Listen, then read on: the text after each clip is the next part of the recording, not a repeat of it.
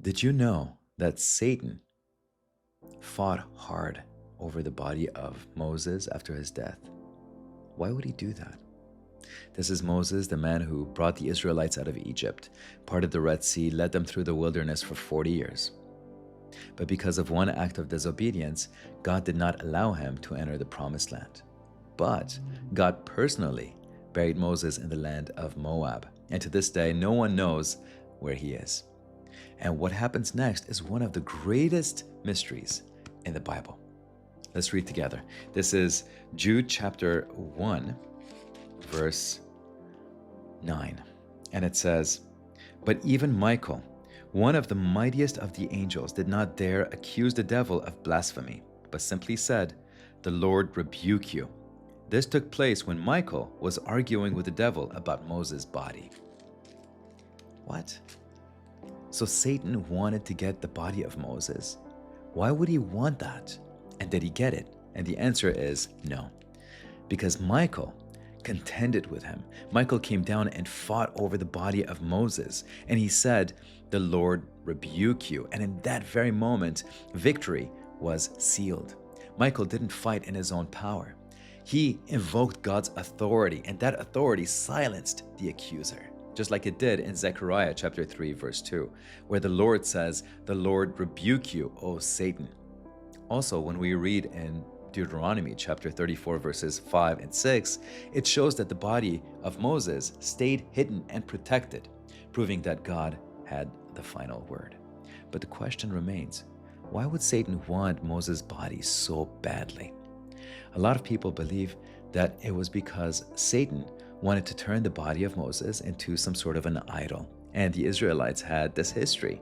They had already shown a pattern of worshiping created things, like the golden calf, like the bronze serpent, and Satan could have used Moses' body, his grave, as another object of false worship to pull people away from God.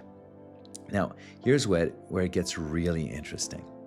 Later, we read about Jesus at the Transfiguration, where he meets Moses and Elijah, if you remember.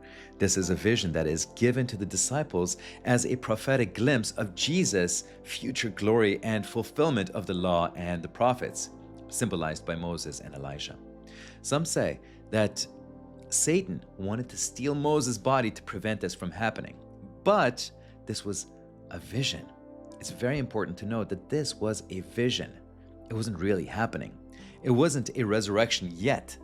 Moses' physical body was still somewhere buried in the valley of Moab. But could there still be a connection between that mysterious battle between Satan and Michael over the body of Moses and his later appearance at the Transfiguration? Satan may have understood that God wanted to use Moses again, even symbolically, as a representative of the law, standing right next to Jesus, the fulfillment of that law, and he wanted to corrupt or defile his body to sabotage that prophetic moment. Remember, Satan, he always tries to distort what God has sanctified, like the garden, like the rainbow, like the temple. But what we know for sure is this, that even though Moses had disobeyed God, and he did not enter the promised land, even in death, God protected his friend. Satan couldn't touch him, just like he couldn't touch Job beyond what God allowed.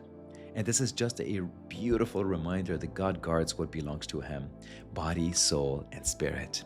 So let's remember that same truth applies to our lives. No matter how fiercely the enemy is fighting right now, God's power always prevails.